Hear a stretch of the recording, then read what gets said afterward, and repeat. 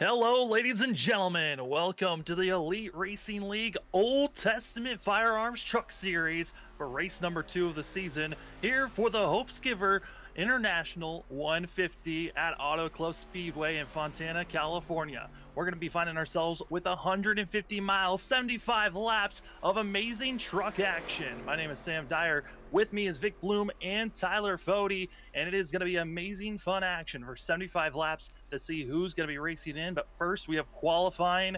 Tyler, what are we expecting to see here at Auto Club? Yeah, it should be a good race. Definitely think they're going to get strung out, though, as this wears on. Right rear tire, it's going to be the one they want to watch out for. I heard it's going to be loose, and they'll be struggling out there.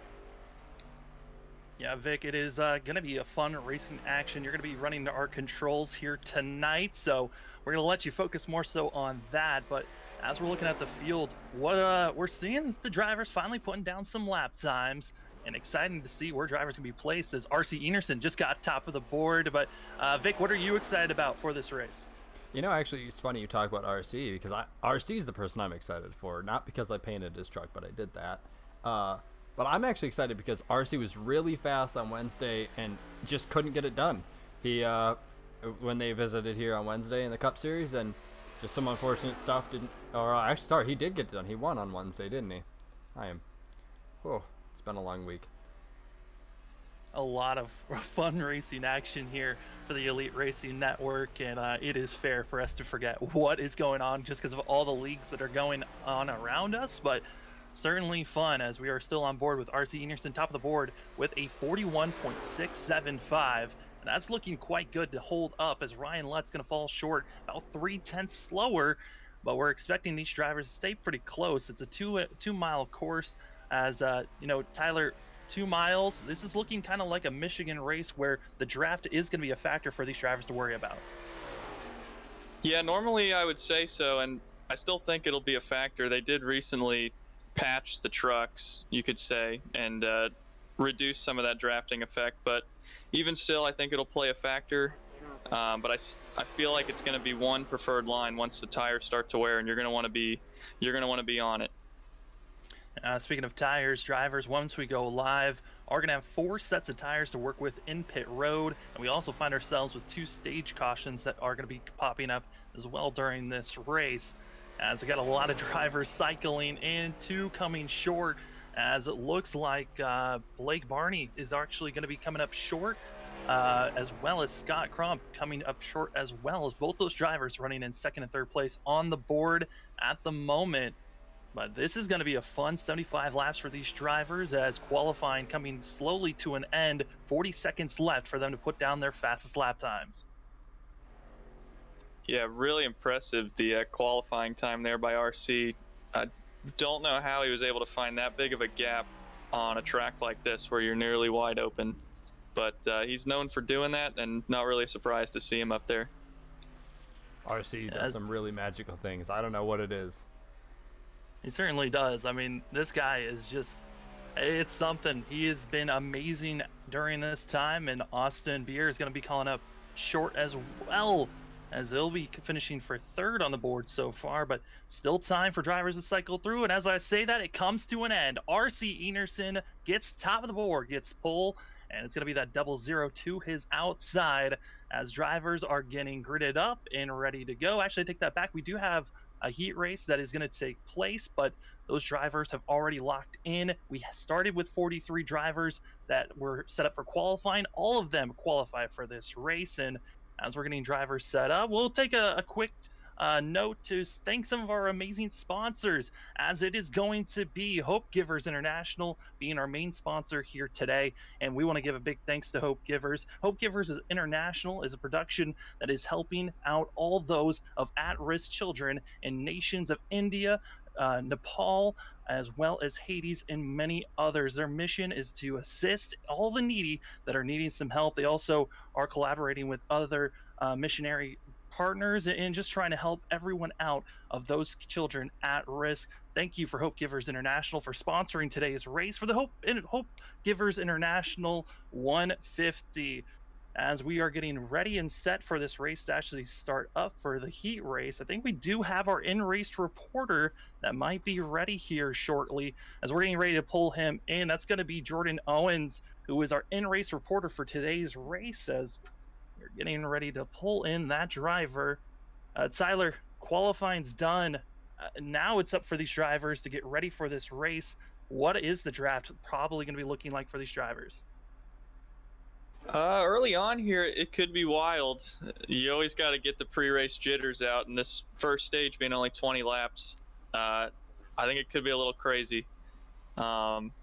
Definitely some pack drafting, maybe the first 3 or 4 laps, but I'd expect them to single file out here as they go on. Waiting for that wear and tear on those tires. As we have found Jordan Owens, we're going to bring him up into the booth. Got it.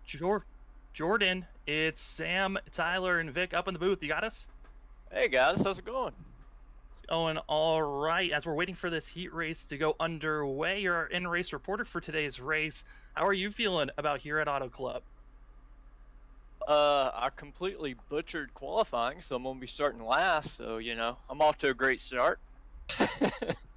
We've seen that you have the pace. You were around 14th during practice. Is that giving you some confidence going into this race that you do have that pace to be running in the middle of the pack? So you should be able to travel your way through this traffic?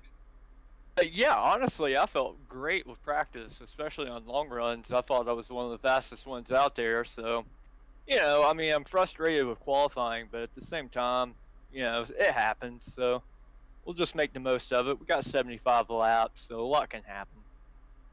And Vic, you got a question here for Jordan? Yeah, I was Jordan. What's your goal for this race? And I know you said you butchered qualifying, going to start near the back. What's your goal? Is it to just not finish in last, or what's the goal? Well, honestly, with the pace I had, top 10 is definitely the goal. I'm gonna have to try and get that hard charger award for tonight.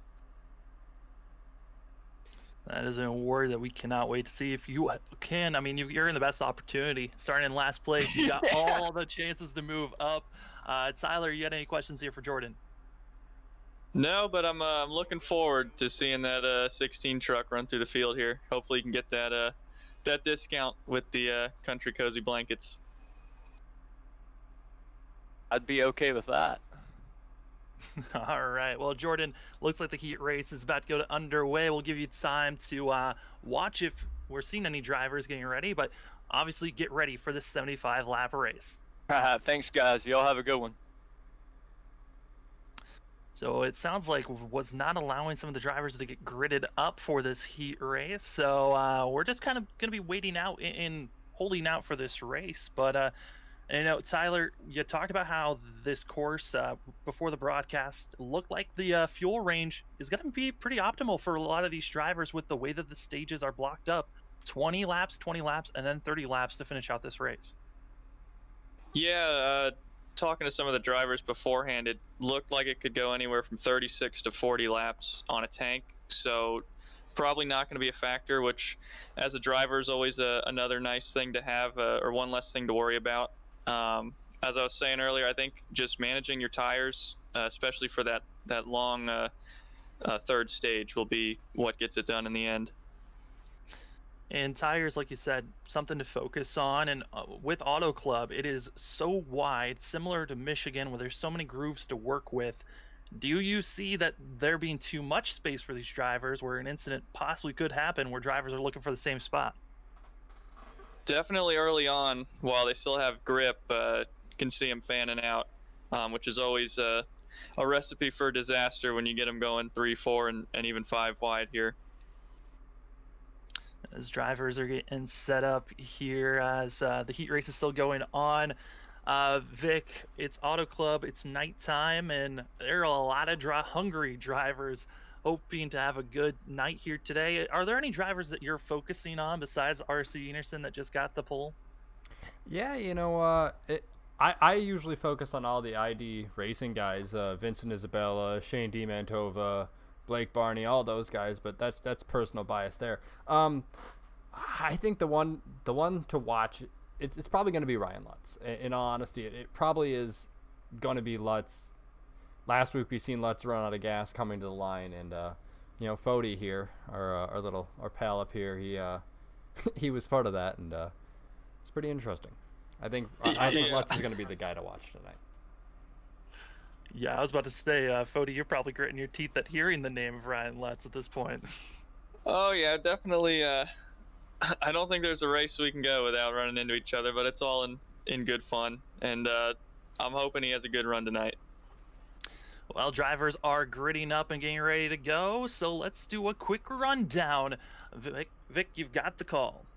Yeah, we have our grid here, and R.C. Anderson, Blake Barney starting on the front row, Austin Beers, Scott Crump on row 2, Ryan Lutz, Vincent Isabella on row 3, Tate Lytle and last week's winner Hank Steinmiller on row 3 or row 4. Sorry. You guys want to go to? Is it not gonna let me? Marcus Frickeneck's going to be 9th, and then you got Jeff Green in 10th place. And you got the 43 and the 74 are going to be 11th and 12th. And the rest of the grid should be going through as drivers are getting set and ready to go. So you want to give more thanks to some of the other sponsors that allow this to happen, as we've also got our primary sponsor for this series.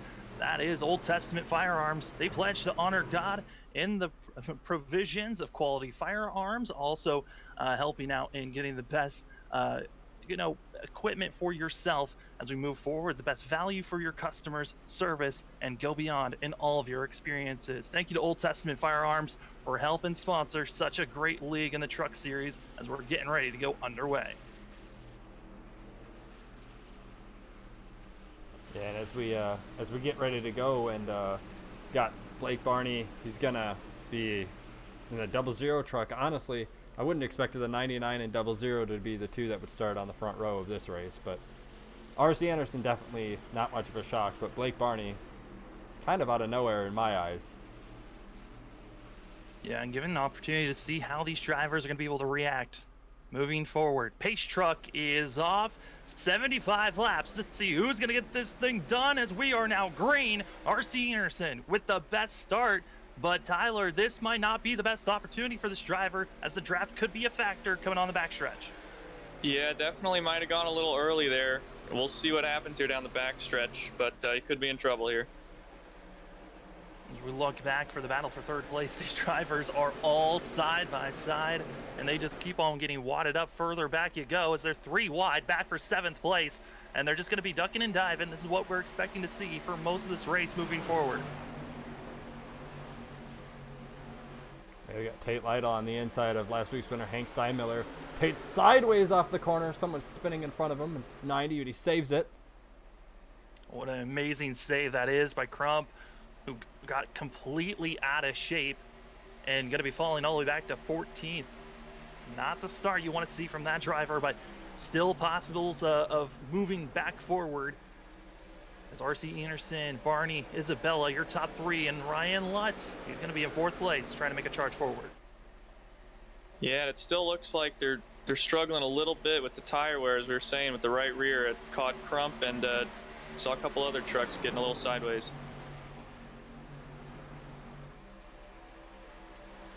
These drivers are trying to get cycled up and figuring out how to place themselves. Everyone's staying pretty single-filed for our top 15. So when you go back to 15th place, where Crump is trying to make his push forward and everyone else behind him, 2, 3, almost some thinking about going 4 wide, as they are all wadded up back in the top 20.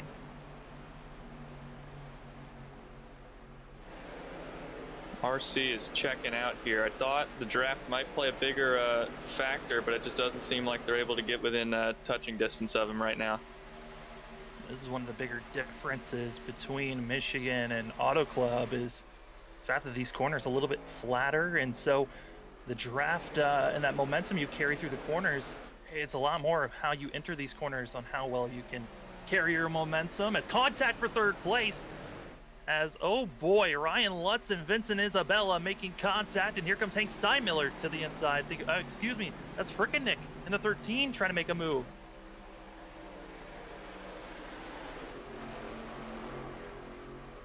Yeah, Frickeneck with a very, very similar painted truck to Steinmiller. That's really confusing.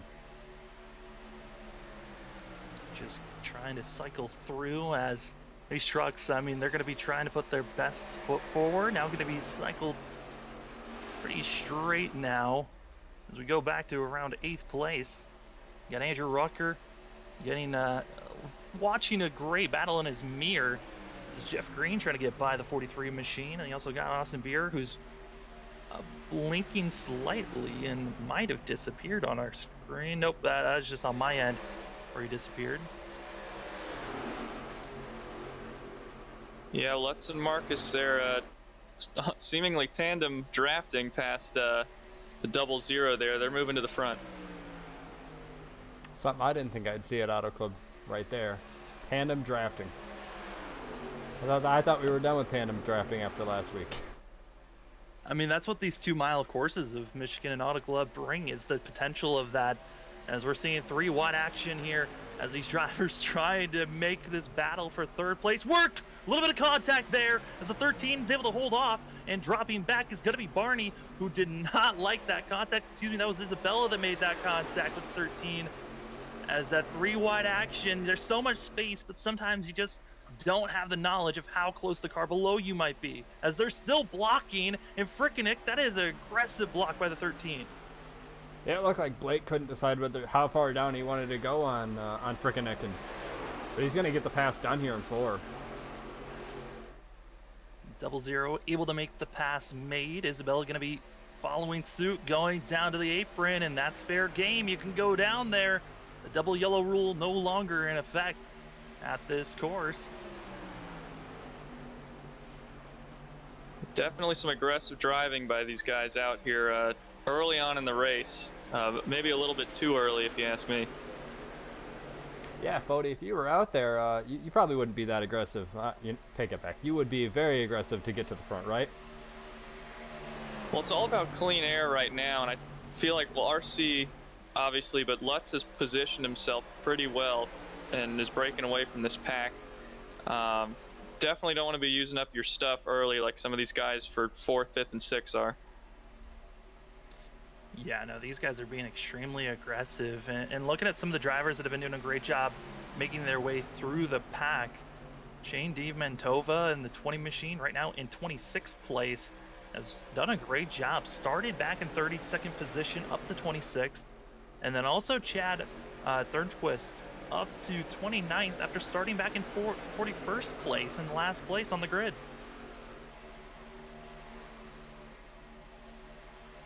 Yeah, we also have Jordan Owens right in front of both of those guys running in 20th position, our in-race reporter tonight.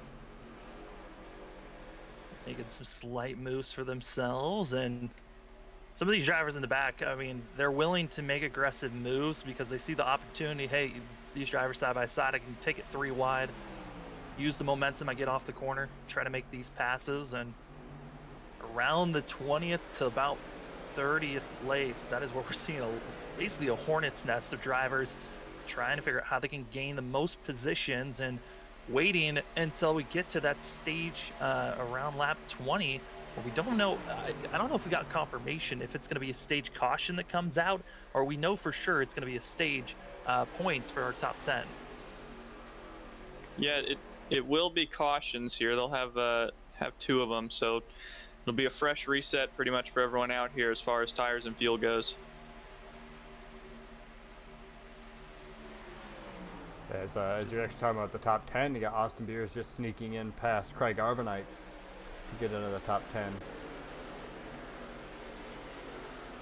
Yeah, back at the front here, Lutz is pretty much on RC now. He's been gaining on him the last few laps, and he's at his bumper now. Yeah, and also in the back, you got 6th and 7th going at it, Tate Lytle and Vincent Isabella as well. But we'll go back up front and focus on that, see what these guys are up to, see if Lutz can make this pass on RC. Yeah, and Fody, about the RC Anderson and Ryan Lutz situation, do you think it's because RC pushed so aggressively at the start that he might have burned out those tires? It's definitely a possibility. Lutz is also pretty fast, and he just had to work his way through a few trucks. Once he got that clean air and a little draft, he pulled right up to him, but RC definitely might be falling off a little bit. We'll see what happens here as the run goes on. Yeah, RC on Wednesday, I remember him saying that he didn't have a long run car under him on Wednesday. Maybe he's having the same issue tonight. Yeah, I mean, he was good for those first couple of, oh boy, getting close to that outside wall. That is a place you do not want to be. But, I mean, there was talks of the fact that this setup was going to get tighter and tighter as the run goes on. If you were too aggressive, the tightness might hit you a little bit earlier than you were hoping to. As now Ryan Lutz has made and confirmed that pass up to first place. And looking back, looks like that Tate Lytle and Vincent Isabella, a little bit of a scuffle, has also calmed down. And looking back at some other battles that are going on, it's all the way back in, I believe, 24th place, where we're starting to see some drivers having a little bit of scuffle themselves, where we got Shane Divantova as well as Michael Goodman.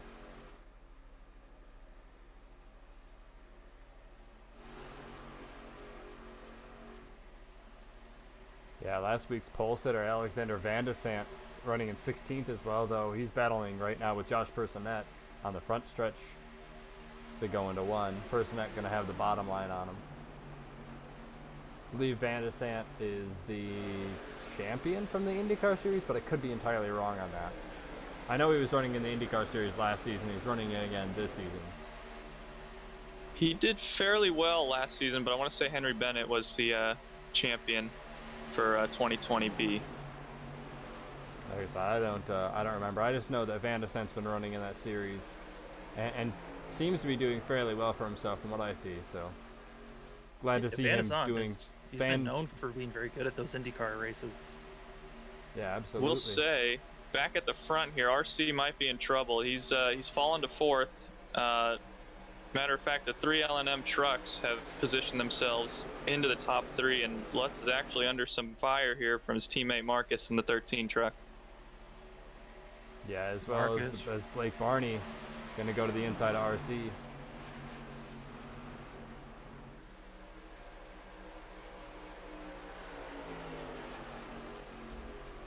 Yeah, it definitely looks like a case of using your stuff up too early there with RC. He's might even fall back to 6th here as this goes on.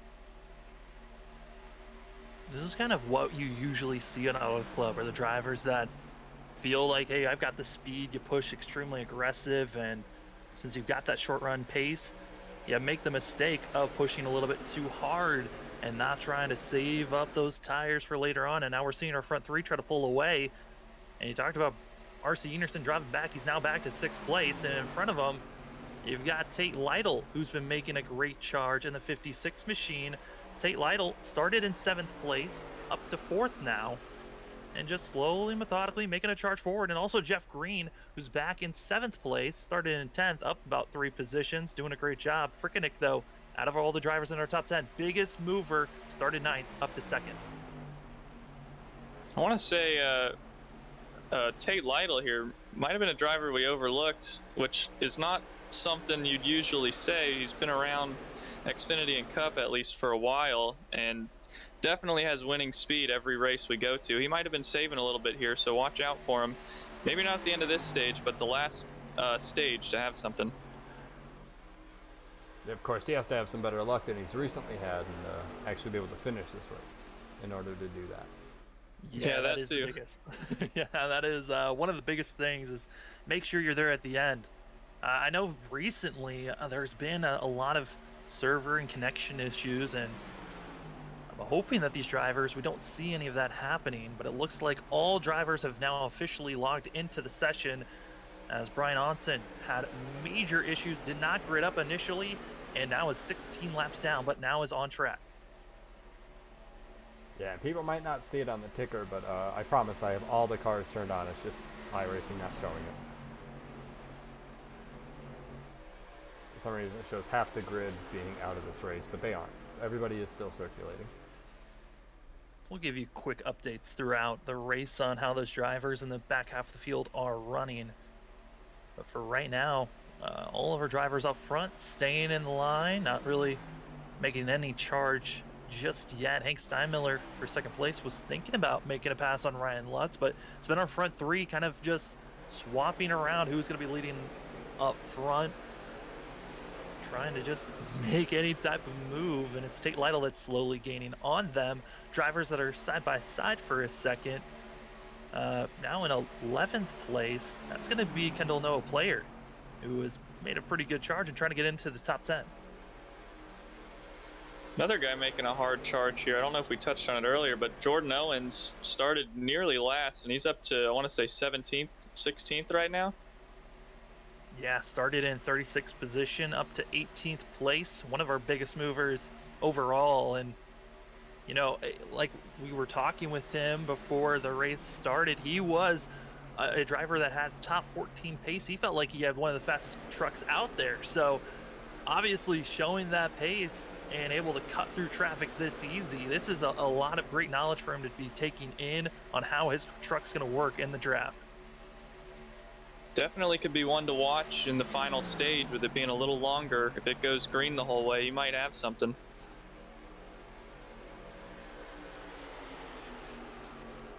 Yeah, Jordan Owens certainly working his way up through the field right now. Last time we had checked on him, he was in 20th, you know.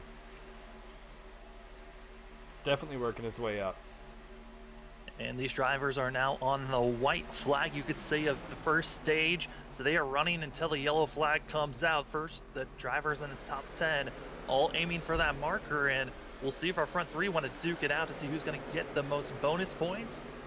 And drivers back in 10th place, that's Kendall Noah Player. Really no one in contention to try to pass that 94 machine. So our top 10 looking pretty solid as Ryan Lutz coming out of 4. Getting a little bit of pressure there from Steinmiller, who got a decent run, but it looks like it won't be enough as we wait for the yellow flag to come out, and that will be the end of stage 1 as they're still running through. Yellow flag now out in the air. Yeah, just waiting for the top 10 to get across the line there. Kendall Noah Player be the last one to score a point there.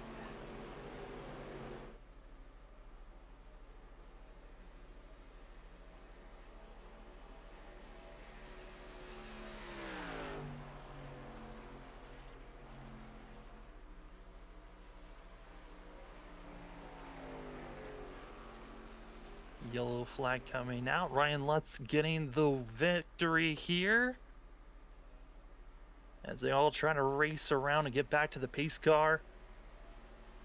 I will ask this. I mean, Tyler, we got to see 20 laps green, but there were some incidences that popped up earlier in this run and a lot of contact being made by a lot of drivers. Were you surprised in the fact that we stayed green all the way through? Yeah, a little bit. We definitely saw with the brand new tires how free the trucks were, with a couple of guys nearly losing it. Could definitely come out to bite some of these guys again here after being used to how old the tires were and how their trucks were handling just then to go out on the new stuff. So we'll see what happens here. Looking at some of our biggest movers, you brought up Jordan Owens, up 20 positions from the start of this race. One of our biggest movers so far, and I believe our biggest, Jordan Owens is our biggest mover, as all the other drivers that possibly could be beating out this 16 machine have not been able to do so. But we'll let all the drivers come into the pits, get their service done. Then we'll bring in our in-race reporter as pit road getting busy with everyone pulling in, and we're expecting 4 tires and fuel, getting ready for this next stint. And with stage 2 starting up, now it's the question of, do you want to possibly try to pit early at some point? If you feel like a caution comes out during this second stage, do you take tires, or do you keep on saving that set for the very end? It definitely might be something these guys that are hanging around the edge of the top 10 would be considering, maybe to try and squeeze in a couple points that they might not have a shot at otherwise. It's going to be Steinmiller and Barney that are going to be the top 2 off pit lane in front of Lutz. Yeah, maybe a little conservative entry there for the 36 truck, just not trying to slide his tires or anything. Well, looks like Ryan Lutz might have had an issue, like you said, being conservative, and then Hank Steinmiller, looking at that pit lane pit stop time, might have gone with less fuel than the rest of the drivers. That was a very quick pit stop with a 13.9, one of the fastest stops I think I've seen on iRacing for 4 tires. Yeah, and a lot of that has to do with how close you get to your pit sign on how fast the truck gets serviced. So maximizing that in and out time to your box can be crucial here late in the running if you need a spot or two. And looks like the drivers are now done and set. As drivers are getting set and ready to go, we will take a look here. Take a talk with our in-race reporter as we're getting him set up to bring Jordan Owens into the booth. Hey Jordan, it's Sam, Tyler, and Vic up in the booth. You got us? Hey guys, I got a copy. Oh, you were starting all the way in the back. You made a great charge, about to get into the top 10. How you feeling about coming up to the second stage? Well, I told you I'd try and give you something to watch, so plowed through the field pretty good. I'm feeling very good about it, but I just got speeding on pit road, so I got to do it all over again. You hate to see it. Yeah, yeah, shot myself in the foot big time. Well, now you got your practice of going through the field. Are you feeling comfortable and confident to cut through like you did in this first stage here for the second?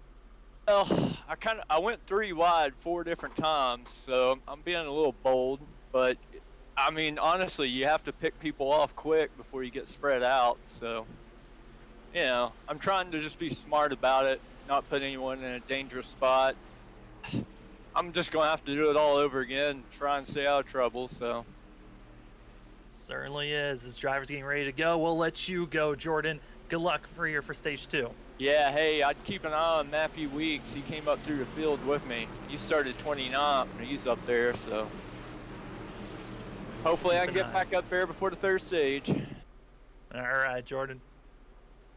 As that was our in-race reporter, pace truck pulls off. The start of stage 2 underway. Hank Steinmiller, Barney, your front 2 as we are green and immediately cutting down the inside. That's going to be Marcus Frickenig with a very bold move. Yeah, that's going to be a lane change. Not something you can do here. He's lane changing before the start-finish line. That's going to be a killer penalty.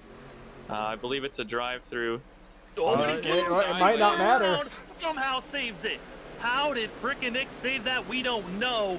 But he certainly, this is a way for him to lose all that time. Steinmiller at the front, too. Might have had some help from his teammate Lutz. I was saying, these new tires, these guys aren't used to it. The truck's a little free. And RC and the 00 move on, first and second.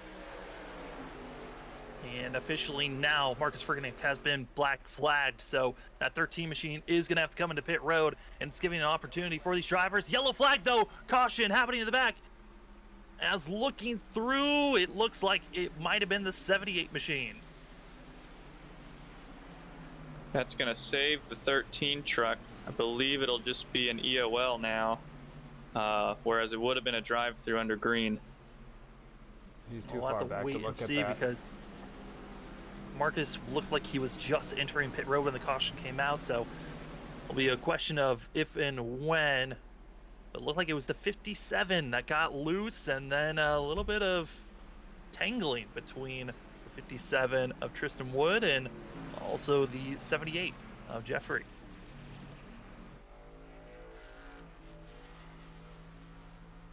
Yeah, I doubt we're going to be able to get a replay of that because of the loading issues that iRacing's having, but we can certainly try.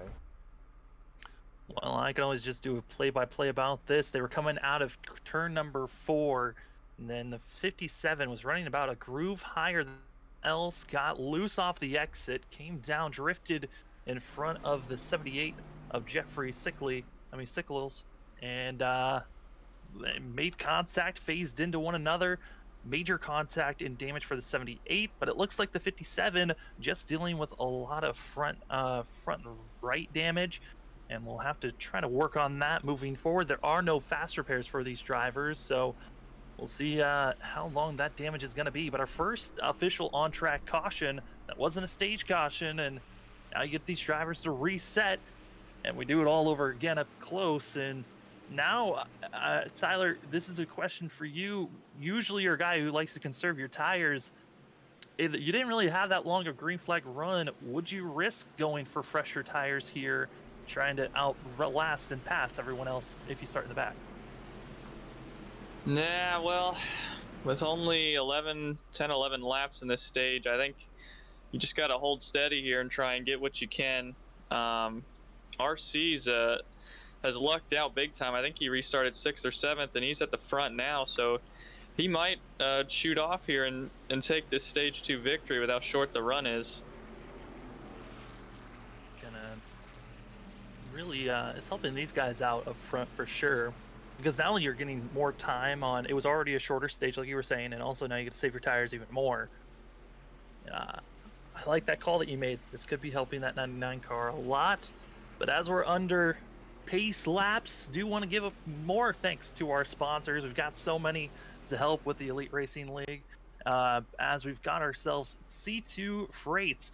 C2 Freights, if you need help with any type of freight service, moving large objects, machinery, whatever it is, C2 Freights can help you in all those different ways. And also, C2 Freight has a EDI service, otherwise known as Electronic Data Interchange. This helps you recognize where your item is and keep on tracking it while it is being processed and moved around. Thank you to C2 Freights for helping us out and being a great sponsor for us here at the Elite Racing broadcast. And I gotta say though, Tyler and Vic, this has been a pretty, with this caution that just came out, we're now expecting this to be a little bit more interesting, because I think drivers are gonna be a lot more aggressive on this restart than what we've seen so far this race. Yeah, these tires are still fairly fresh too, only a lap or two, so the truck still might be a little free. And with everyone going and trying to get every position that they can with the stage coming to an end, we might not be done wrecking here. Yeah, I actually agree with that. I don't think that they're done wrecking. I think you'll probably this time see something maybe toward the back end of the top 10. If they're gonna wreck before the stage ends, I think that's where it's gonna be. It's gonna be toward like 8th on back. Yeah, that's where we've seen a lot of people being a lot more willing to be aggressive. Also with Marcus Frickenek being all the way in the back, that's another driver that has not been afraid to try to make some big moves moving forward. As actually I'm having some slight iRacing issues, so I will have to load back in. But Tyler and Vic, it's up to you moving forward. Yeah, we could go back to green racing here, and RC Anderson leads. It's going to be a very close side-by-side. See if he can shoot away here like he did last time. It's definitely been the truck to beat on the short run, so we'll see what happens. Yeah, and Blake Barney going to be able to clear Lutz and Hank Steinmiller for that second position, but Hank Steinmiller holding still to the inside of RC as they're going absolutely nuts down the backstretch. Yeah, we got a yellow here.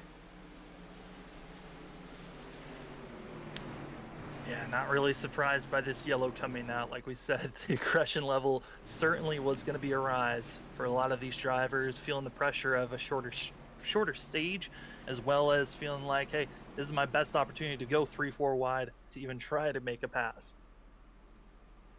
Yeah, I'm assuming that's going to be toward the back again, where for some reason iRacing won't load the cars. Actually, I couldn't find the incident, but it looks like Vincent Isabella was just disqualified and removed from the server, so not sure what happened there. But yeah, we'll see. That is an interesting call to be made, as we will wait from admins to see what exactly caused that calling for Vincent Isabella to be parked and done for this race. It had to be made most likely on that incident that we are not able to look back on, but man, that is, ooh, that's early. Stage 2, we're not even, I don't even think we're at the halfway marker and already disqualified. Oh, okay. And I actually got him here on the replay. He wasn't involved in the incident. It might have been something over comms that wasn't tolerated. Yeah, I don't know. It just looks like he was removed for that. Well, Vincent Isabella, one of our front runners, running up in the top 10 for most of this race, now is parked for it.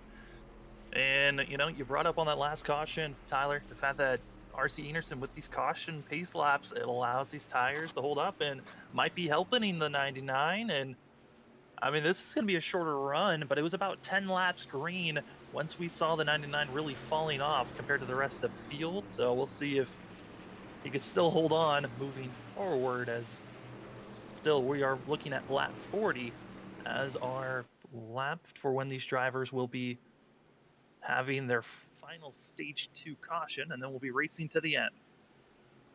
Yeah, it'll be interesting to see if RC can figure out his long run pace. It's always deceiving being the leader, having the clean air. You tend to drive it maybe a little harder than you think, and hurt the tires. So while he'll be out in front and might even go to win the second stage, I don't know if this is going to benefit him in the long run if stage 3 goes all the way. Our in-race reporter, Jordan Owens, talked about Matthew Weeks being one of those drivers to watch out for. That 14 machine is up to 8th place. With all the different shenanigans that have been happening with these drivers, it's allowed the 14 into the top 10, and now one of our biggest movers so far. Yeah, and word for the removal of Vince from this race was it was a behavioral reason. So it's yep. Yeah, sometimes on-track behavior isn't tolerated, and it was a little less on-track and more over the mics, but still, it was one of those things that the officials decided they weren't going to tolerate tonight. You know, sometimes you gotta keep yourself in line, and professionalism is needed, even if it is not being streamed out. Still, it is something you want to keep, you know, sportsmanship around all the different drivers, even if you get bumped and moved around and you don't like it. And that is something that is going to be happening. But now we've got up front, it's going to be the 99 and the 00 once again. You're going to be trying to pull away and try to hold off Ryan Lutz and Hank Steinmiller. There's Barney and Enerson.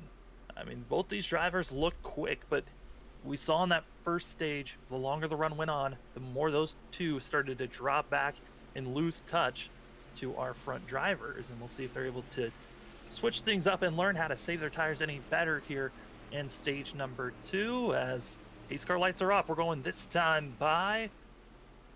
Excited for this racing to get going. We'll see if another caution comes out or if we're able to stay green for the end of stage 2. We're going to lap 40, and then we race until the yellow flag comes waving out. RC Enerson, Blake Barney, getting ready to get the green. Pace truck pulls off as we are going to be green, trying to get to the end of stage 2 here for the Old Testament Firearms Truck Series. For the Hopegivers International 150, we are green once again for the start of lap 33.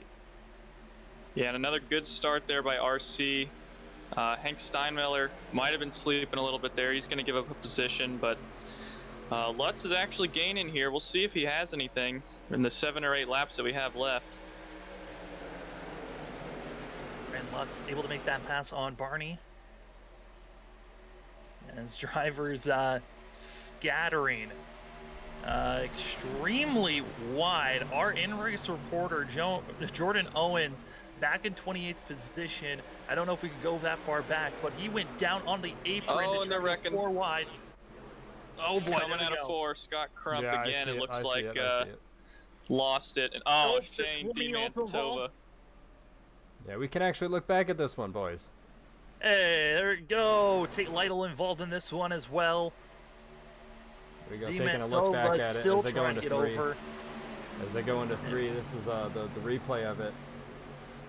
It's going to be actually in front of them. It starts with the 38 getting net coated, and then the 90 reacts. 56 can't react in time. Shane DiMantova ends up going to the inside wall pretty hard. Yeah, unfortunate there for Shane. Just out of control spinning, and I don't think he had too much damage until he went head on there into the tire wall. Oh yeah, he parked it on the barrier at the end of pit lane. That was that was pretty interesting. He spent a good amount of time trying to get unstuck. Was not able to. Had to take a tow for the 20 machine, and with being stuck like he was in that hard collision, most likely day might be done for Shane DiMantova, and it is. The 20 parking it for the day, leaving us with a total of 3 DNFs so far.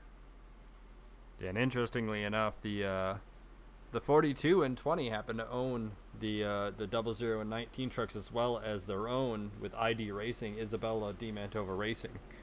So interesting that the last two incidents have kind of taken the two owners out. Now they have their two drivers out there, and got to rely on those two to get it done. You can get on the radio and tell them, hey, team orders, let's get a win. You know, I might just do that. But, As just got reports, we are going to be racing and having a shootout to try to see who's going to be in our top 10 to get stage points for stage number 2.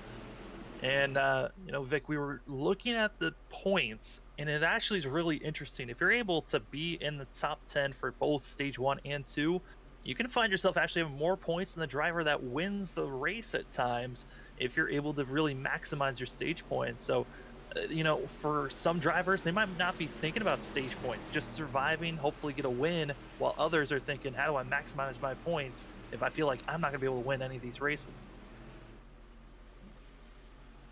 I'm sorry, I'm dealing with something right now. All good. Fody is probably the one that can answer your question, though.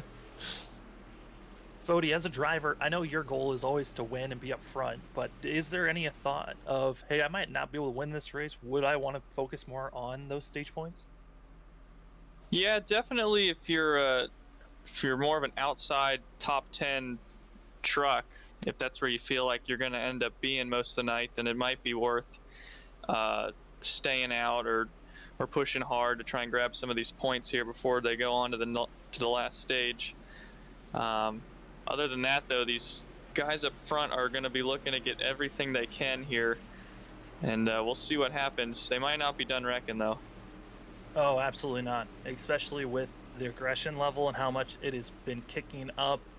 Not expecting it to really calm down anytime soon, as drivers are inching their way to the halfway marker, as we are almost done here with stage 2. They're getting stacked up once again. This time around, it's going to be Ryan Lutz on the outside, and Barney's going to be on the bottom second row. We've got the ID Racing row 2 there. The only two ID Racing trucks left in this one. Would they make room for one another to come down, possibly? If they listen to team orders, they will. Team orders, get the win done. That was what I was dealing with, was ensuring that those two understand that I would like to see them win rather than let circumstances that are going on out of their control take them out of this. I think the main thing also is watch out for some of the drivers that are making their hard charge. Marcus Frickenek is up to 25th position. Driver to watch out for on how he is going to be trying to climb his way through in this shootout. As we're ready to go green, it's going to be a 4-lap shootout as RC Enerson, Ryan Lutz did not get a great start, but it looks like he faded back to try to get a little bit of a push there, as here comes help. Austin Beer on the outside trying to get some help and push that 36, but it just did not work out. Yeah, not quite the run or the restart he was looking for. RC might be a little too far here to catch back up if they don't get single file.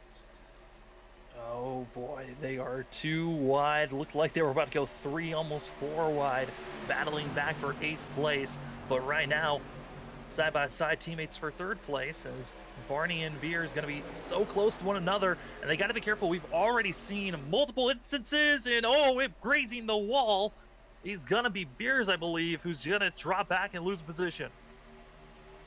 Yeah, and Hank Steinmiller capitalizing on that mistake here. He might even go around the top into this corner here. Doesn't look like it, but definitely something you don't want to be doing is putting damage on your truck early. Logan Shea going to be out of shape, out of 2, and going all the way down the apron, taking out the blue cone. The cone's now going to have a rough day, as Shea once was up and battling for 6th place, now almost outside, now is outside the top 10.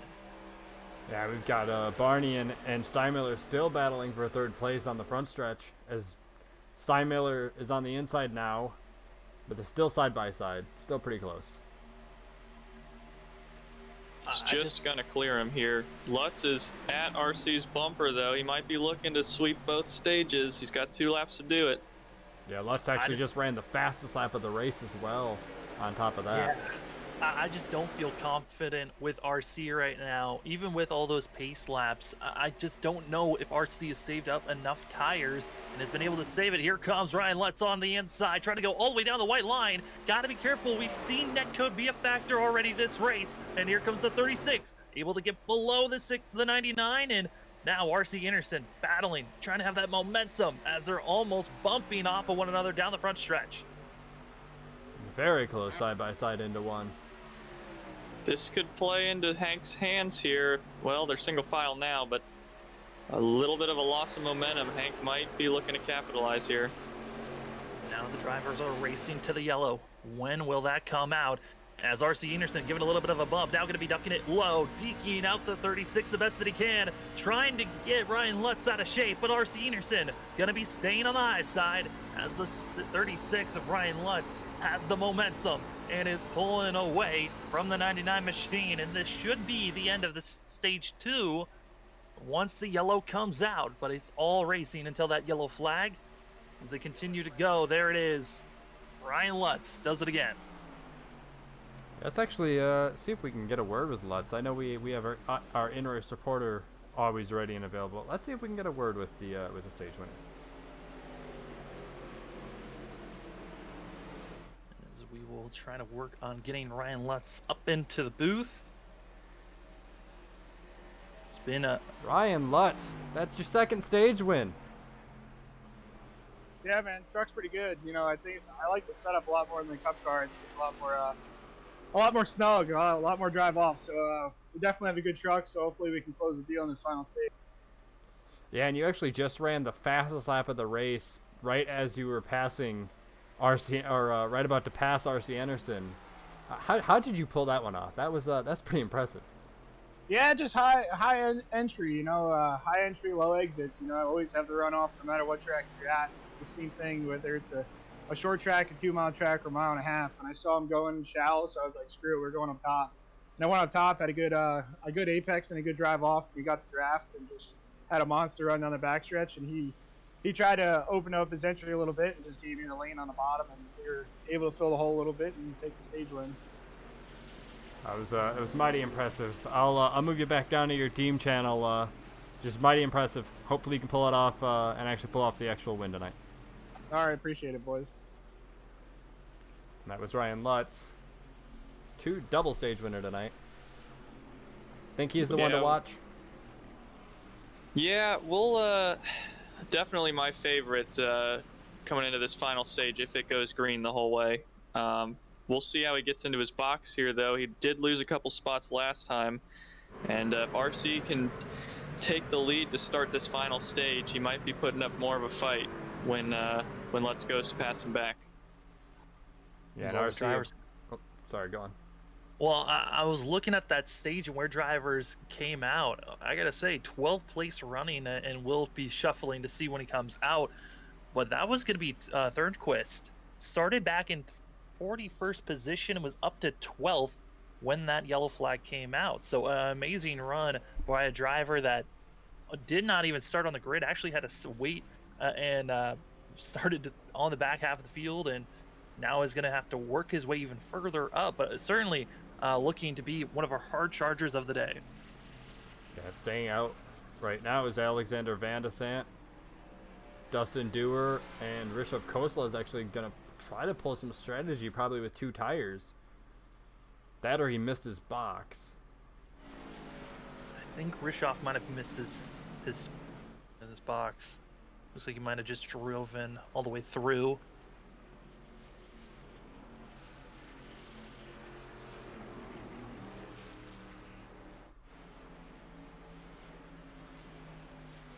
Oh boy, one of our drivers that was trying to march his way through, Marcus Frickeneck, might be black flagged once again for pit road violations of driving through too many pit boxes. Now going to be starting at the end of line once again. Yeah, and that is just heartbreaking for the 13 truck. Yeah, it looks like he just drove through too many pit boxes on exit there. Rule is 3 in, 3 out, so We'll see. I mean, he had made his way back up through the field pretty well, but now he's going to have to do it all over again. He's probably going to need some cautions here if he wants another shot back at the lead.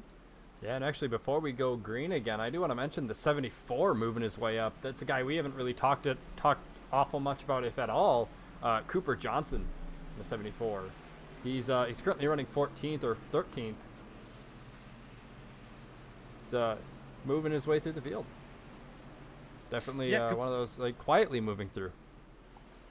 Yeah, it seemed like Cooper Johnson actually faded back from where he qualified and has been trying to find that pace that he once had, and going to be trying to get back to where he qualified in 12th place right now, like you said, in 14th, hoping for a better spot. But we are now in a very dangerous situation.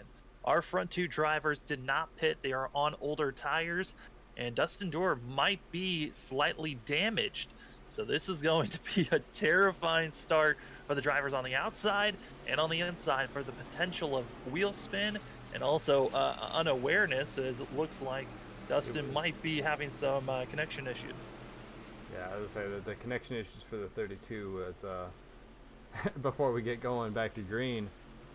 So that's going to cause a problem on the restart if it continues. Never want to see anybody blinking in these races.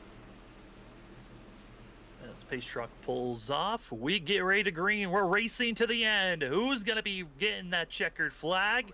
As here we go for the Hopegivers International 150. Who's going to be getting the win? It's a great start for Alexander Van Asant, who gets an excellent start. It's that outside, did not get going, as Dewar nowhere to go, and Ryan Lutz now up to second place. And R.C. Anderson going to follow through as well, with Hank Steinmiller following them. The 19 truck contact. pushed up the wall. Yeah. Oh, that was Beer. Once again into the outside wall, gets pushed up there, and they're going to be 4 wide down the backstretch, trying to make some moves here for the 6th position. And woo!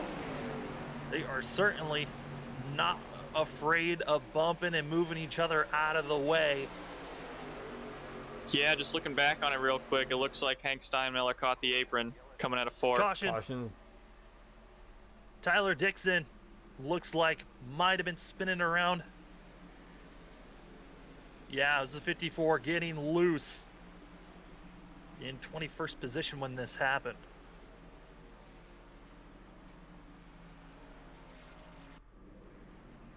Doesn't look like he collected anyone here.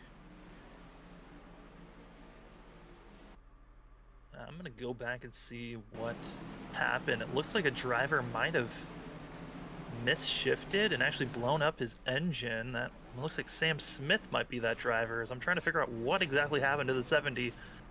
Oh. Actually, this happened earlier in the race. Excuse me. No, wait, is this actually the caution that brought it out? What the heck happened back here? Back half of the field. Calamity for a lot of these drivers involved. Tate Lytle and others. Oh, it's unfortunate for Tate if he was involved in that one. See, Van Asant's still going to stay out. Just going to say, I saw Tate disconnect there. I didn't really see what had happened, but like you were saying, it sounds like it was in the back. Yeah, the 77 of Sam Smith got loose, came down, clipped the 37, it looks like. And then other drivers collected the 13 of Frickenik, as well as Tate Lytle involved in this. 77 also blew his engine, and lots of other machines involved in this. I thought maybe it was that 54 that Tyler Dixon, because of how slow he was, but that was not what brought out the actual caution, as all those other drivers completely sideways, but I do not believe we're able to get that on replay. Yeah, and how unfortunate is that, too, for Tate Lytle being a front-running truck. Looked like early on here he would be one to watch with the long run, but his bad run of luck here recently seems to have struck again. Yeah, while we're under this caution, of course, we can actually take a look at some of these trucks, maybe do a paint of the race. Ooh, true. Looking through all these drivers. As we're going through, do you want to give a notice? Andrew Rucker in the 64 machine has also parked it for the day. leaving us with a total of 32 drivers still running on course. The rest either have DNF'd or on pit road trying to get repairs done. I know, going through some of these trucks for the midfield right now, I was taking a look at some of them on the broadcast, showing off their trucks and their schemes. I think right now, though, my favorite schemes are this 18 truck of Josh Personette. I like the 38 truck, but I believe he won paint of the race already with that. Yeah, David Westergreen has caught my eye with the neon green. Yeah, I like the 2, 5, and 18 are my 3 favorites that I can see just right now.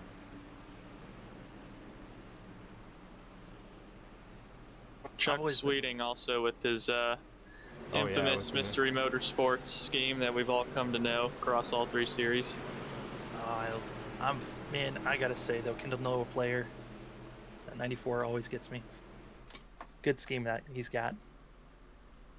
Yeah, and in-house there too, as you can see on the hood, the KNP graphics done all himself. But if we are talking about schemes, we gotta be talking about Jeff Green's 38 machine with that C2 freights. Gosh. I believe that already won a paint of the race in a different series. There's so many good-looking trucks in this. It's going to be hard. It's going to be hard for us to decide on one as we get ready to go back to Green Flag Racing. Good scheme for Jeff Green. Interestingly enough, Van de Sant actually kept the lead there the last lap or so they were running. Yeah, well, we'll see how it goes if we go green for longer than 5 laps. As pace truck is off, green flag back in the air. Ryan Lutz trying to get a push from the 32, and it seems like that second row worked out a lot better for Dustin than him leading the charge. Madison going to be staying high, and here comes RC Enerson in the 99 machine with a head of steam and trying to get to the inside. Will pass Ryan Lutz. It's Van de Sant, kind of a sitting duck here on the backstretch. You say sitting duck, but Van de Sant's, last run he was about a lap and a half, 2 laps, and he held his own. And the 99 and 36 going to go side by side as they actually going past Van de Sant out of 4. Yeah, 3 wide here. What a power move, though. I mean, you had RC Enerson and Ryan Lutz that were more focused on each other and saying how close they were. Van de Sant just had to go high and just let him go as they continue to battle side by side, not giving an inch. RC Enerson still holding strong, even though he's not in the more preferred lane. But that momentum coming out of the corner, a great run. And also you got to watch out. Here comes the 14 who just cracked the top 5. Matthew Weeks up to 4th now, and that 14 was talked about by our in-race reporter. Looked quick cutting through the field. Now up to 4th place. Yeah, Matthew Weeks running the Ryan Lutz Designs number 14, sponsored by the current race leader Ryan Lutz, as Ryan Lutz and RC Anderson still side by side up front. All this battling, it's hurting their tires here, and if they don't figure it out soon, they could be under threat here from some of the guys behind. And honestly, if RC makes another move at Lutz, and if I'm Lutz, I might be content on just following him for a few laps, knowing that he's going to have the better truck as these laps wear down. I mean, if you're Ryan Lutz, do you go for the win, or do you want to pressure RC as much as possible, wear down those tires, and then give your sponsored car the win? There's so many opportunities here to either shout out yourself if you get the win, or let someone else shout out your scheme.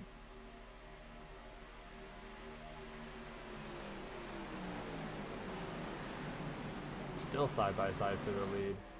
Neither one of these two wants to give it up.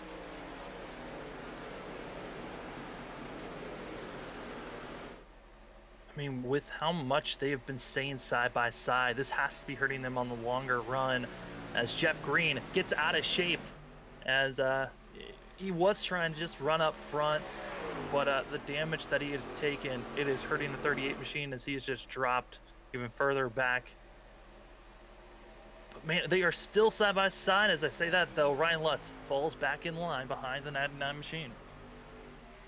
Yeah, if I'm any of these drivers behind them, though, I want to keep seeing them go side by side like this, especially Matthew Weeks, with how we've been talking about him having the long run car and moving through this field like he has been.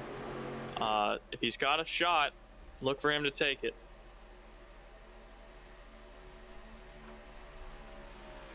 Just trying to take a look and see who's got some of the fastest cars that we haven't really seen up front just yet. Chad Thornquist, haven't seen the 92 up front, but started in last place, up to 14th, hoping to get into the top 10 and maybe be able to challenge our leaders. But really, our top 5 have been just so quick. Some of the only drivers to be cracked into the 41.8 range of their best lap time overall, and they've just been quick up front and just not letting up an inch, which in some ways that just shows you got speed, and others means you might be using up your tires way more than everyone else. Yes, Ryan Lusk is back to the lead over RC in 1 and 2. This guy's really battling up front, allowing Blake Barney in the 00 to catch them. And in a few laps, if they keep battling, Blake Barney's going to be able to be the one taking advantage.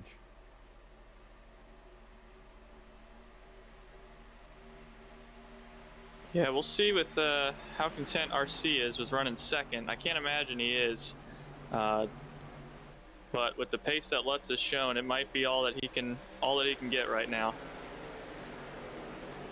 Also, it's been around that range of if we stay green for about 10 laps, that we start to see RC's car just start to back down and fall off. We've just hit that marker of 10 laps green on these tires, so that's why we're starting to see the 99 kind of fade back away from Ryan Lutz. And Blake Barney at 00 certainly has the pace in pulling Matthew Weeks and Hank Steinmiller along.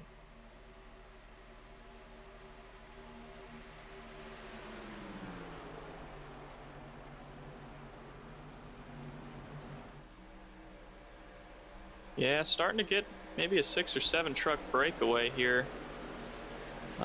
Pulling away from the pack. Kendall Noah Player actually up to 6th place. I know he was 10th or 11th at the end of one of these earlier stages, so he seems to be moving up through the field. Yeah, behind him he's got Alexander Van de Sant, who still hasn't pitted from the last stage. Be interesting to see if Van de Sant even has enough fuel to make it. I know all these guys, if they pit under the stage 2 caution, will be good to go, but depending on when Van de Sant's last stop is, he might be hoping for a yellow here. I think Van de Sant might be in that yellow looking marker unless he's been saving up enough fuel. We did throw out the window, could be around 35 to 40. And if Van de Sant's been utilizing the draft, certainly be helping himself. As we're seeing our front 7, 8 cars in line, you go back to 9th place and you're seeing cars going 3, 4 wide, battling for 10th place. There's a 5 sideways. Oh, that's going to be a yellow for sure. Yep. 5 car into the wall hard. Yep. Yeah, I saw the very beginning of that one. We can go back and take a look at the replay of that. See what happened. Ooh, you got some help. Might be from our inner-race reporter that gave him the bump and the shove. Yeah, kind of touch and go contact there. 5 was coming down to try and run that second groove, and Jordan might not have gotten down as fast as Alex was thinking. If anything, though, just a racing deal back here. Yeah, from what I could see, it did look like maybe a misjudgment, and then those happen. Those happen from time to time. I wouldn't say either one of those two was at fault for that. You can actually we can pull Jordan Owens in here and ask him what he thinks about that.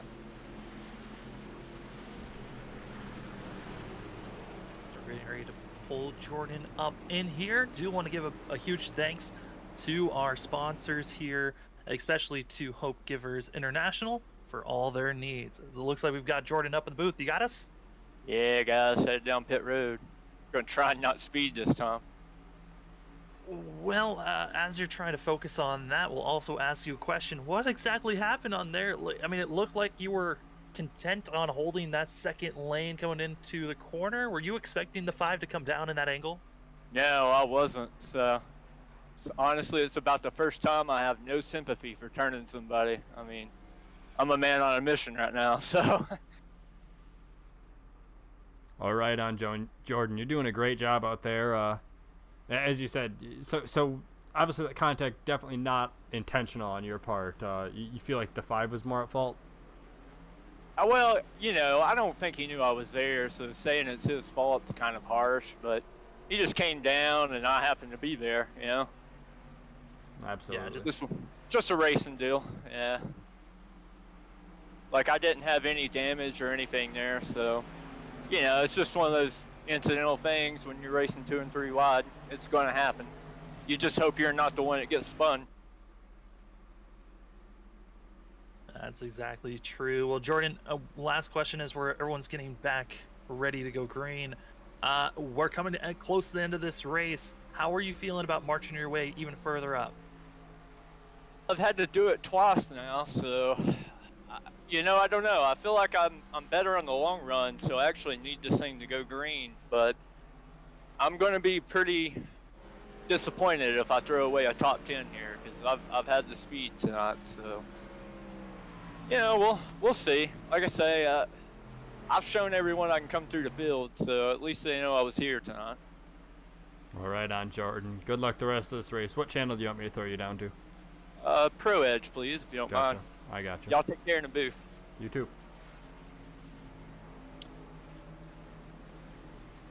Oh man, I mean, rewatching that a couple of times, it just was 2 drivers looking for the same real estate on course, and sometimes it works out, and other times you get that type of an incident where both drivers are wrecked and taken out. Up front, RC Enerson, Blake Barney, as well as Hank Steinmiller, Ryan Lutz, and Kendall Noah Player, your top 5.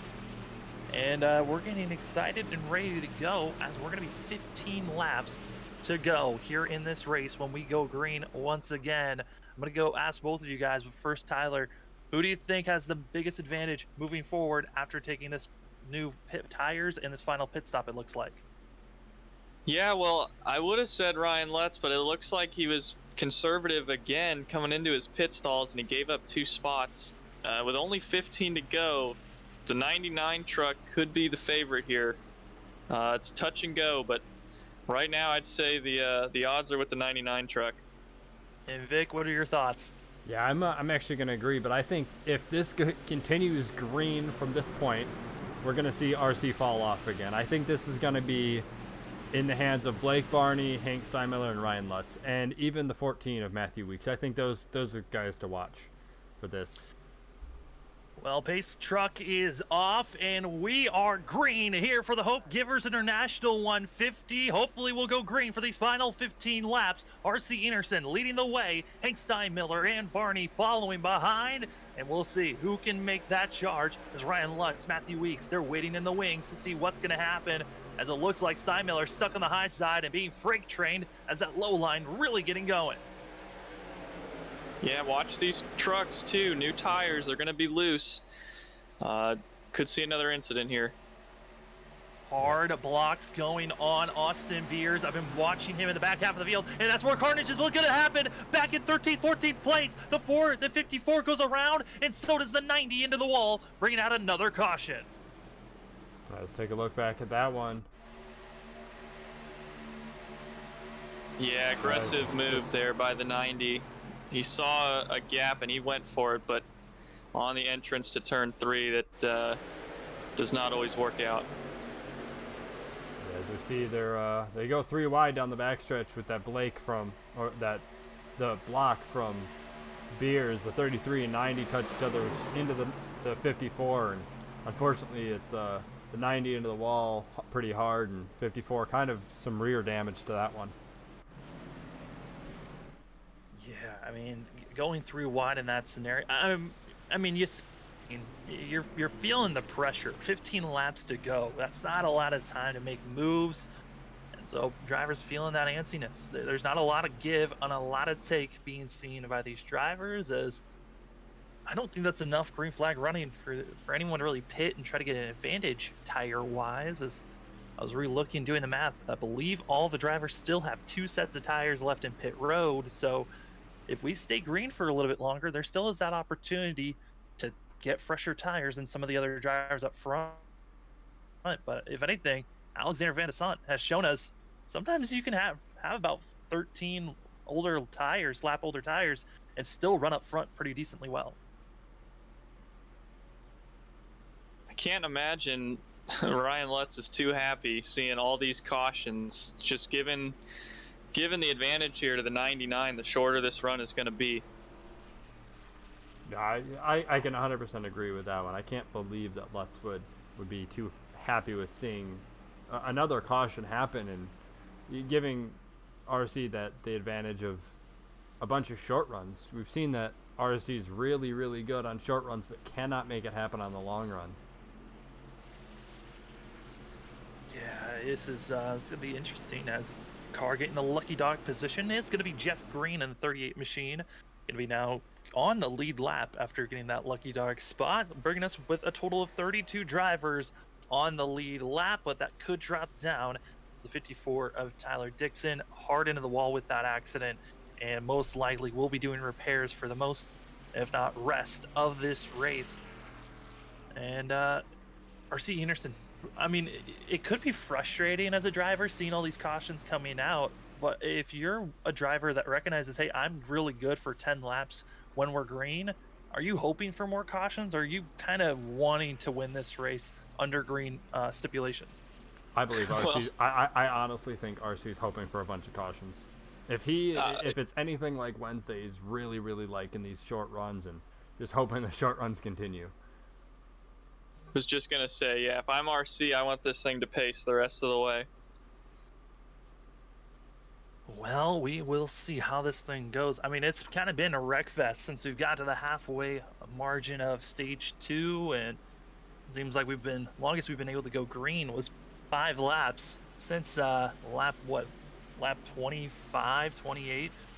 It has been a struggle to get to the end of this race, but certainly it is possible.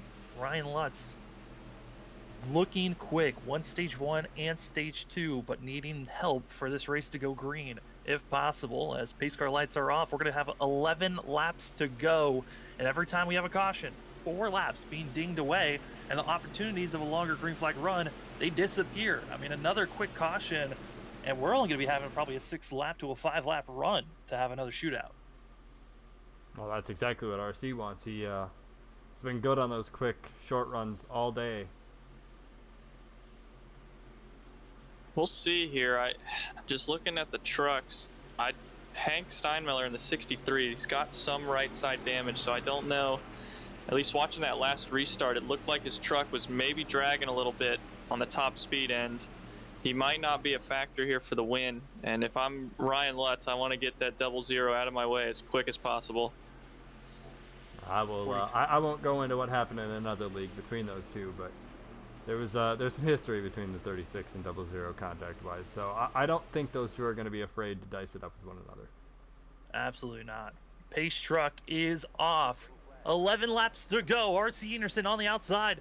Gonna be trying to get it as far away as possible. Gonna be leaving drivers, but it looked like in the middle of the field, they stacked up, not able to get going as quick as they wanted to, as all the drivers from 20th on back, they're all 3 wide, but up front, RC Anderson pulling away. Barney gonna be following soon, and so does Lutz. It's that battle for 4th place, where Hank Steinmiller trying to poke a nose on the outside. Yeah, Matthew Weeks there making another spot up. Could be a factor here. Matthew Weeks just been lingering. Also gonna have to watch out for Chuck Sweeting in 7th place. Haven't really seen that 75 truck make any moves just yet. But Barney up into the wall, which makes Lutz have to follow and go down. That is such a tricky situation when you're following another truck, hoping that they don't go into that outside wall. He's just got to clear him here, and he'll have his sights set on RC. He'll have about 10 laps to get to him. Of course, RC's not going to want to see Lutz in his rearview mirror. He knows that Lutz has all the speed to beat him. Matthew Weeks going to be following Lutz here, trying to get by. Has gotten by Hank Steinmiller. Not able to get that nose to the quarter panel of the 00. We'll have to follow Barney and hope that those trucks don't go up to the wall. But Ryan Lutz, he's free. Got a half a second away from RC Anderson. He's inside the draft zone. Will have that help going down the front and back stretch. Here comes that 36 machine. RC Enerson most likely hoping for a caution to come out to try a little bit of a shorter run, because if this thing stays green, it is not looking good for RC Enerson, who most likely in the next 5 laps or so, that truck most likely going to drop off like he's been doing all race long.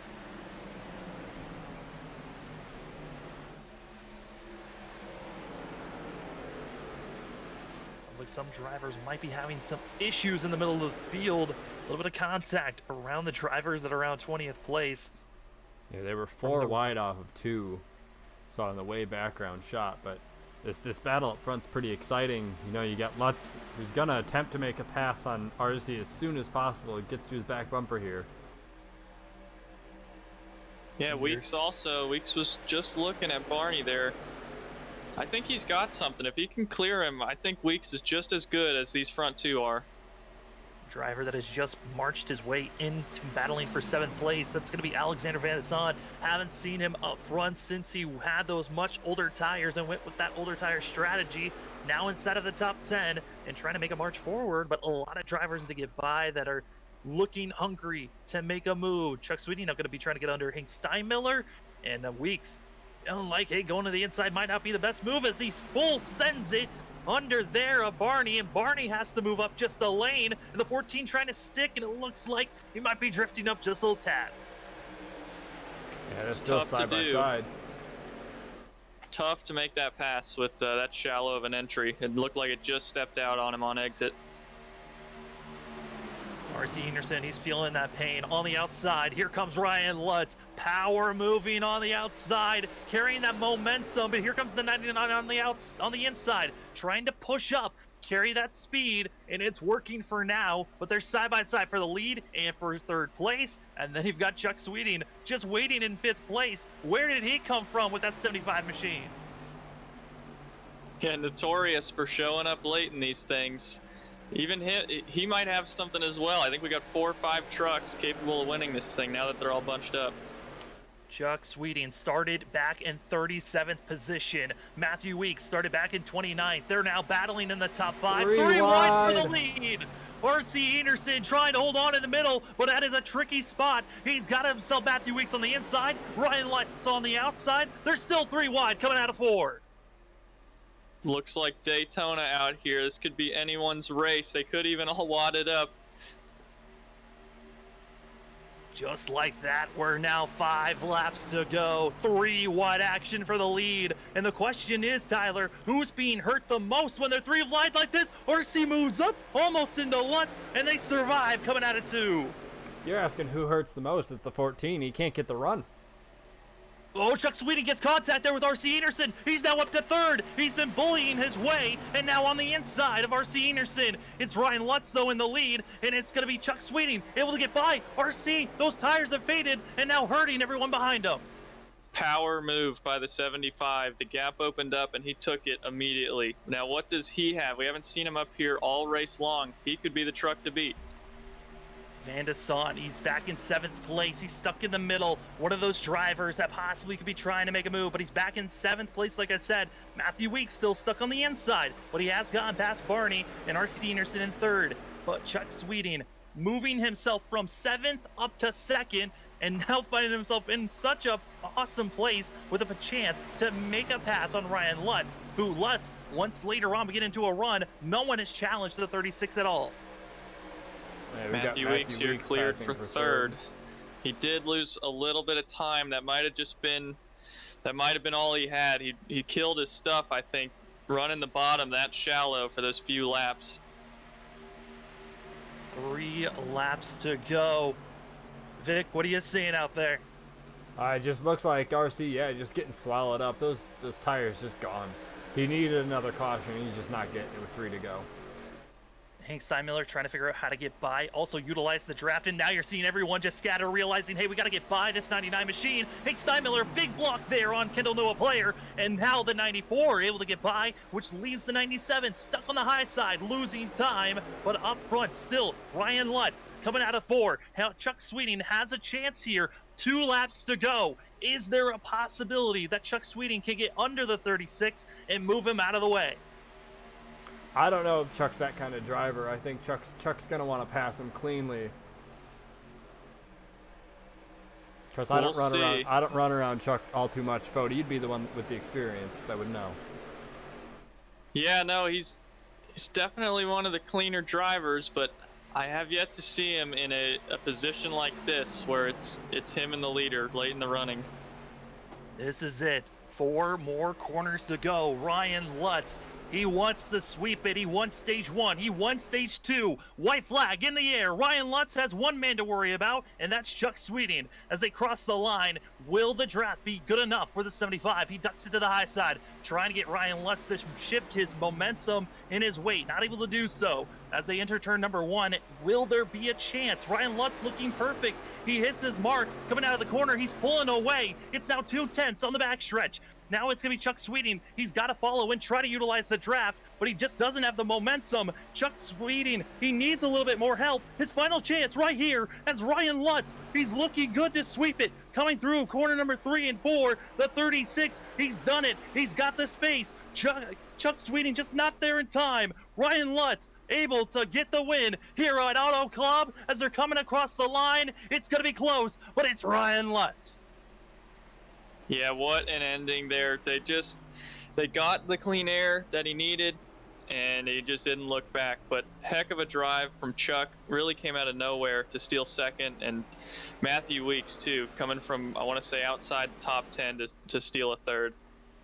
Yeah, both second and third place came outside of the top 25. It was Matthew Weeks started on the grid 29th, and Chuck Sweeting 37th is where both those drivers started. But they just weren't able to beat the man that was so dominant up front.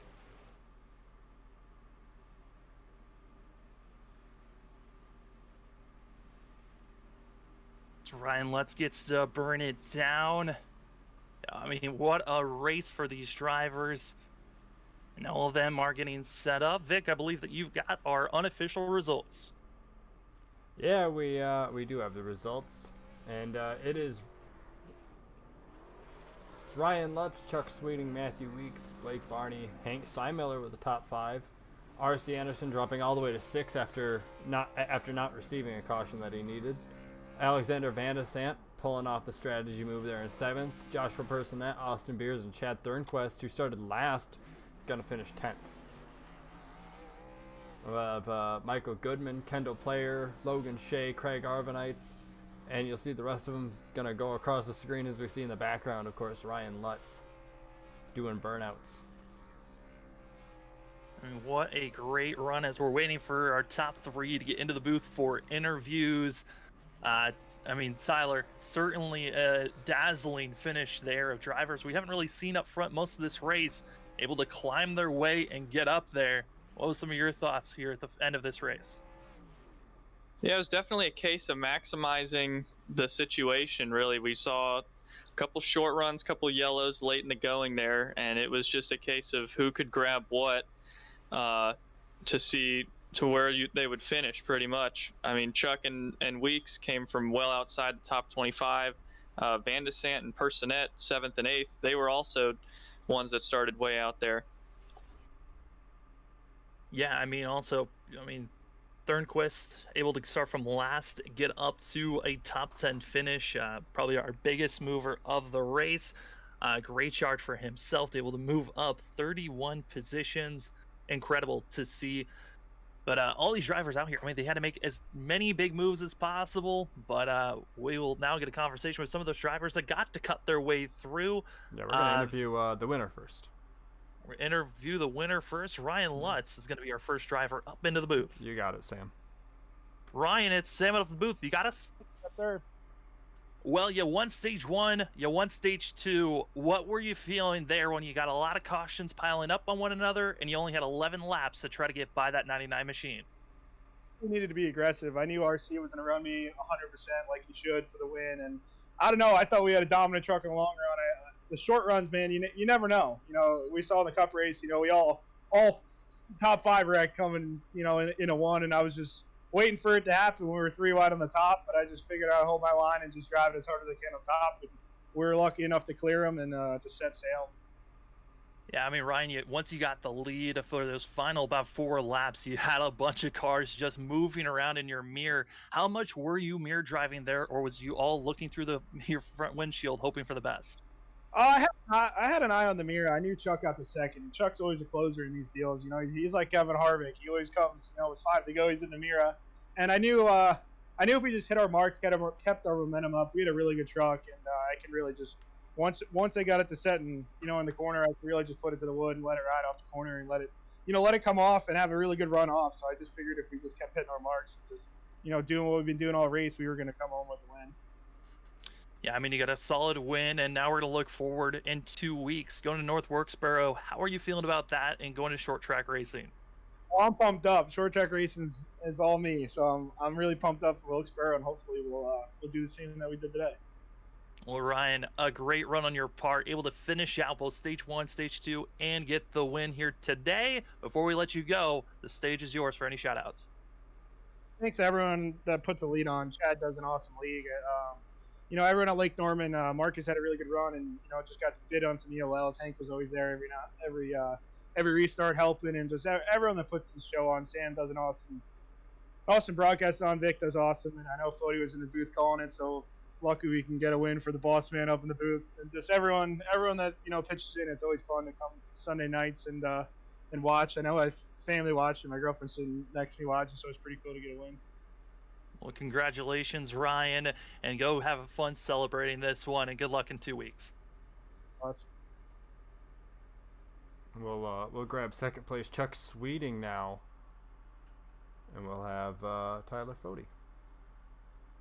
The floor is yours. Chuck Sweeting. Tyler, up in the booth here. You got me. Hey, how's it going, Tyler? Pretty good, man. 37th to 2nd. Before we get to the last few laps there, just run me through this whole race, because didn't really see you much at all until the closing laps there. What was the race like for you? Well, I chose not to qualify, start in the back, and just kind of let it play out. Avoided cars that were, missing the line and maybe getting a little loose and sideways, and was in position for that final restart and gained a couple spots. I just didn't have anything for Ryan. It was too tight behind him, and he's just that good anyway. So, but pretty good race overall. Yeah, I'd say it was a heck of a drive. You might have touched on it there, but if there were a few more laps or a few less laps, what do you think you needed there to get to him? I don't think I had anything for him. We were about equal, I think, and it's just too tight. I don't think I could have ever got a run on him. I don't know. Long runs, he's good on the long runs too. So, we'll never know really, but I'll try to work on finding a little bit more speed for the next time. Still a great result here for you, and it looks like 2 weeks from now, y'all will be going to North Wilkesboro. How are you feeling going there? That track's a lot of fun. It can get a little rough though. Typical short track, but it's a lot of fun. I usually run pretty good there. I don't think I've run the trucks yet there, or if I have, I don't remember running them, so I'm not really sure how they handle, but it should be fun. It should be a good race. Yeah, look forward to seeing you there. Do you have anyone you want to thank for putting you for getting that truck up to second tonight? I just want to thank Old Testament Firearms and C2 Freight, Rich Marr, everybody that supports the league, all the admins for all the work they do, and the awesome job you guys do at Elite Racing Network. So just thanks to everybody that supports this. We certainly appreciate it, and we'll look forward to seeing you here in 2 weeks' time. All right, thanks a lot, man. I'll grab up driver the number 14. Matthew Weeks, Vic Bloom up in the booth. Got me? Yeah, I got you. Hey, man, that was a heck of a run out there. Jordan Owen said you were the one to watch when we pulled him in once, and he definitely wasn't wrong. How'd you pull off that third place finish? I drove my butt off. I wish there wasn't as many cautions. I think I would have had Lutz there if we had a long run, but that was fun.